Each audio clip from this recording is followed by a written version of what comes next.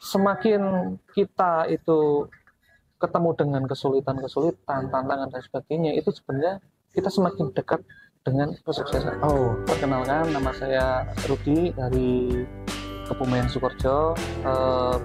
Status saya adalah sebagai pemilik dari warung mie ayam Terminal Mie Ayam Sukoharjo. Jadi dulu itu sebenarnya saya bekerja sebagai karyawan bank. Perbankan ya? Iya, bahkan sudah sampai level di manajer, branch manager.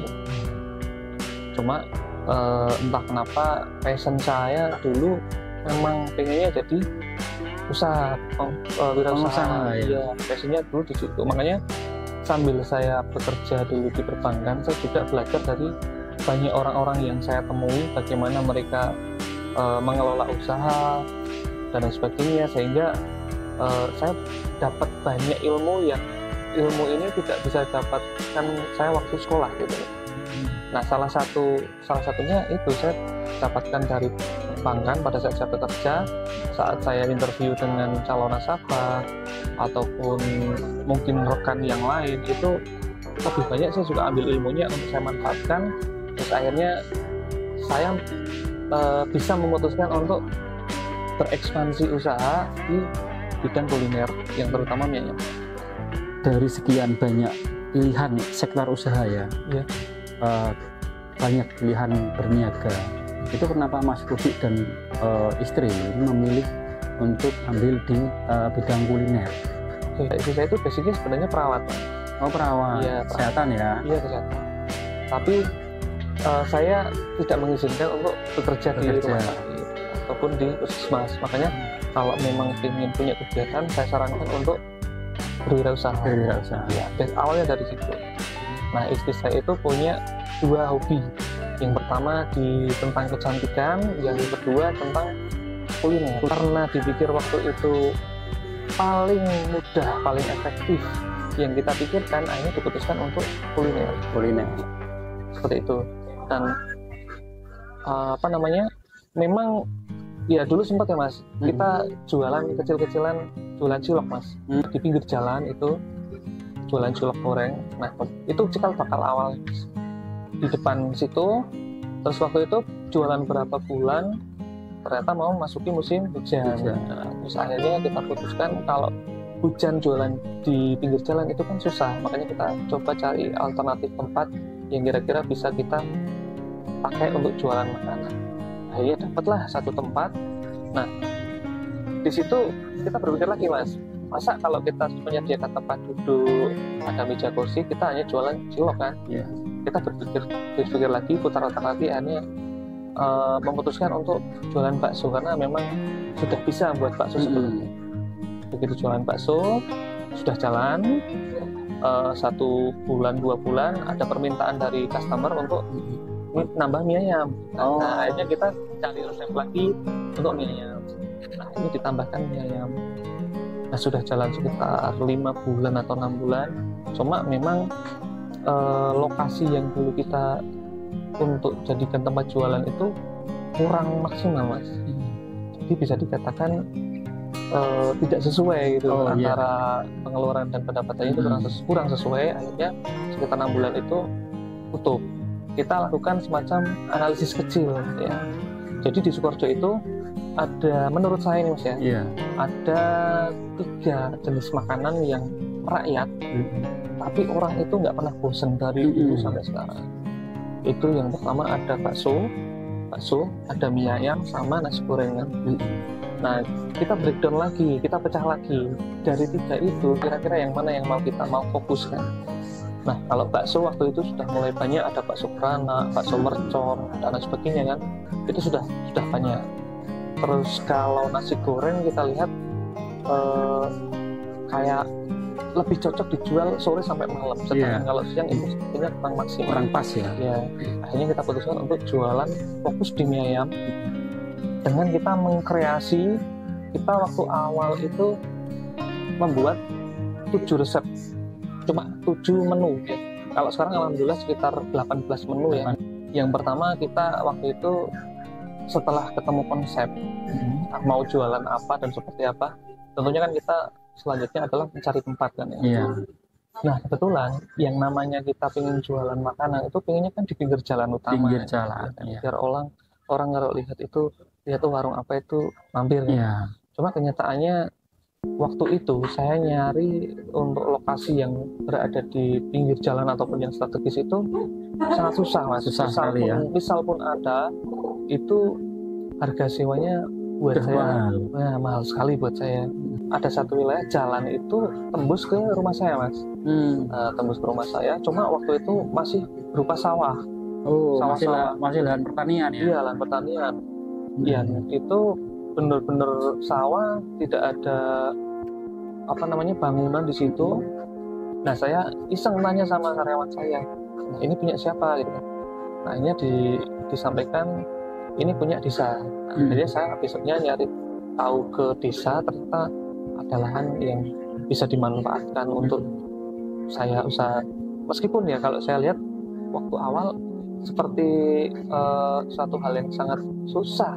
Masa sih kita mau jualan di tengah sawah, akses jalannya susah kan, tidak kelihatan dari jalan raya gitu kan. Tapi serius nih mau jual di tengah sawah gitu kan ya? Bisa dikatakan itu ada keraguan di awal. Ini benar nggak sih, yakin nggak sih gitu.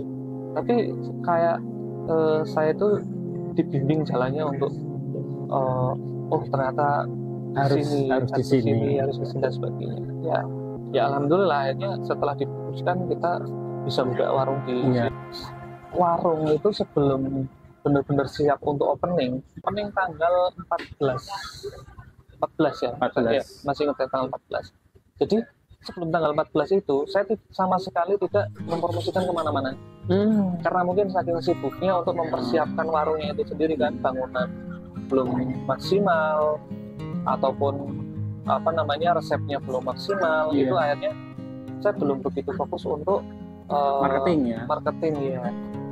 Dan akhirnya kepikiran H-1 sebelum opening dimulai itu tanggal 13 siang sekitar pukul jam 1 itu baru saya membuat semacam pamflet kecil lewat aplikasi di handphone, kemudian saya share ke Facebook. Nah, cuma di situ di luar prediksi istilahnya, di luar perkiraan dan sebagainya.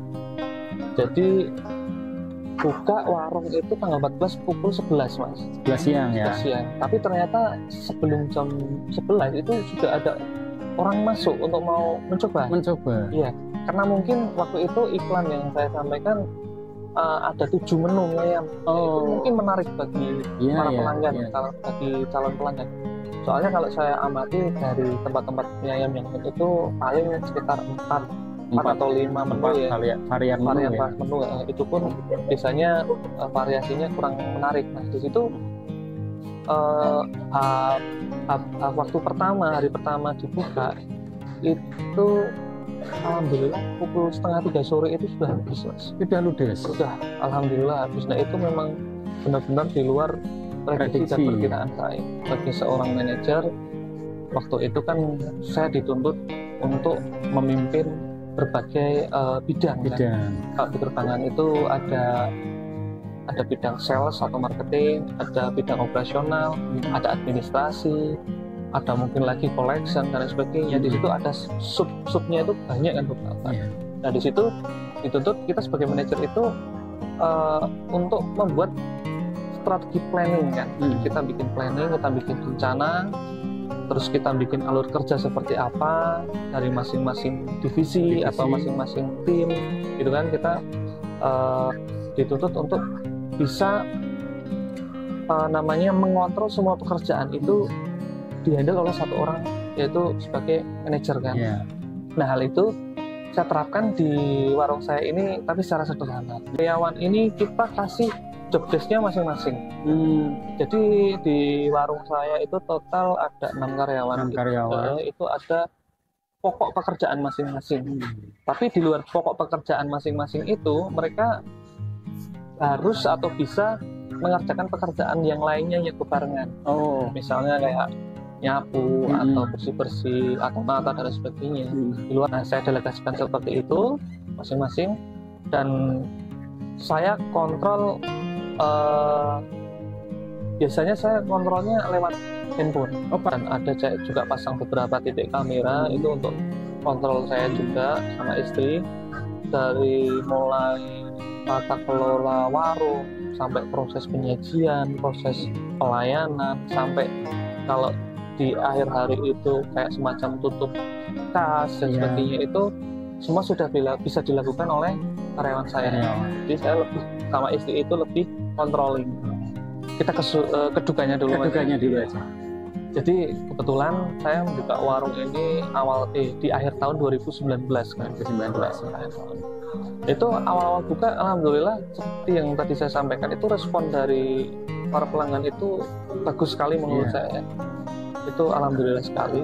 Tapi ternyata setelah sekian berapa bulan saya buka, mungkin sekitar 4 bulan atau 5 bulan kalau tidak salah, itu datanglah tahun 2020 awal itu yang seperti kita tahu semua, COVID-19 bisa dikatakan hampir mematikan semua sektor usaha, termasuk warung, termasuk kuliner ya. Iya, bahkan dulu waktu awal-awal COVID masuk ke wilayah sini itu jalan itu benar-benar sepi, tidak ada orang lewat, dan bahkan saya itu sehari pernah cuma menjual sekitar 3 porsi. Saya berusaha untuk bertahan tanpa mengurangi karyawan.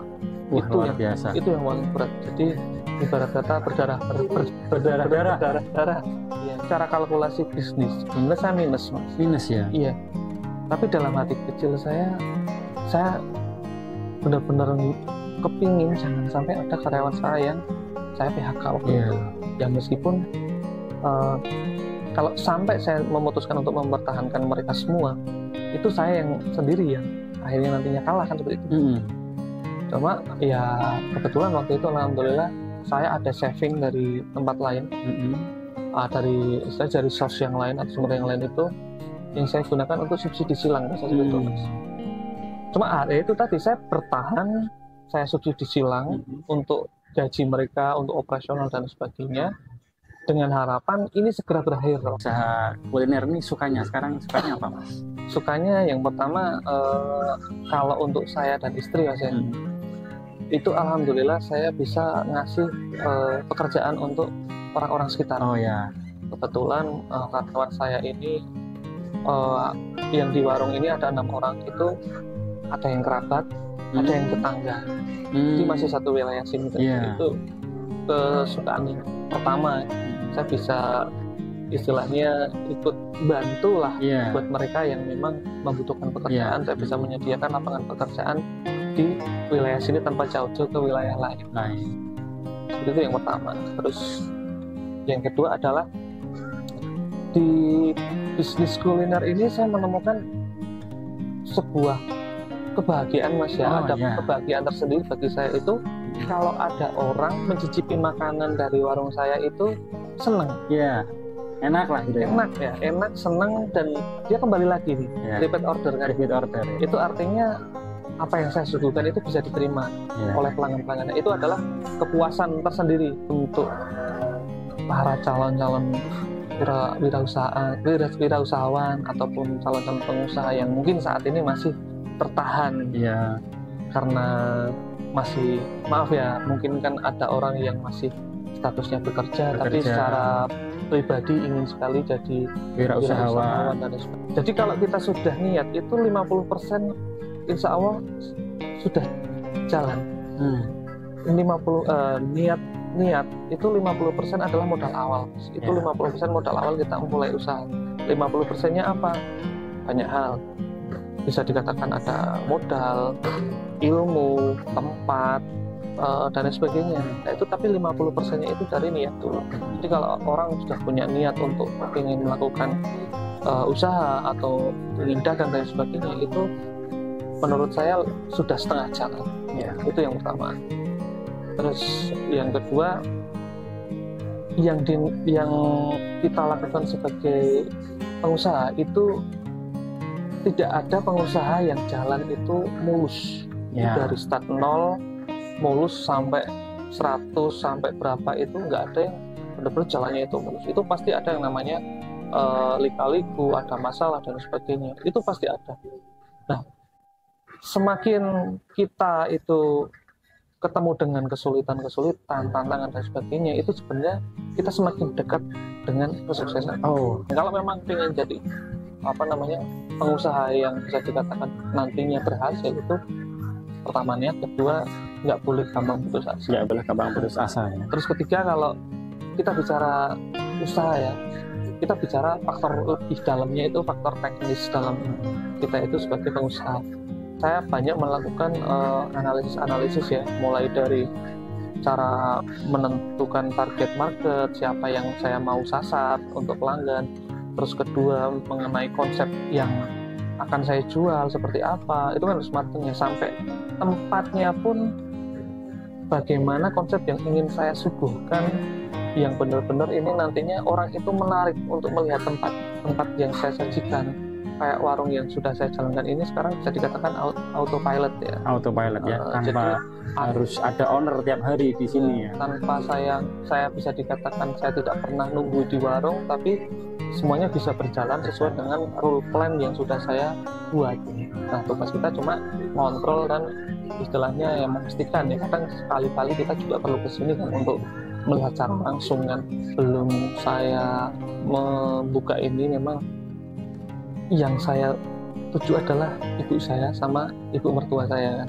Dan waktu itu kan saya sudah menikah, jadi saya yang pasti minta doa restu ke mereka. Istilahnya saya mau membuka usaha seperti ini, saya cuma ingin minta didoakan saja biar usahanya jalan lancar dan bisa berkah untuk semua yang terlibat di sini. Entah di lokasinya itu di barat Terminal Sukorejo, itu ada gang jalan baru cor-coran sekitar 2 meter 3 meter, itu masuk ke sebelah barat.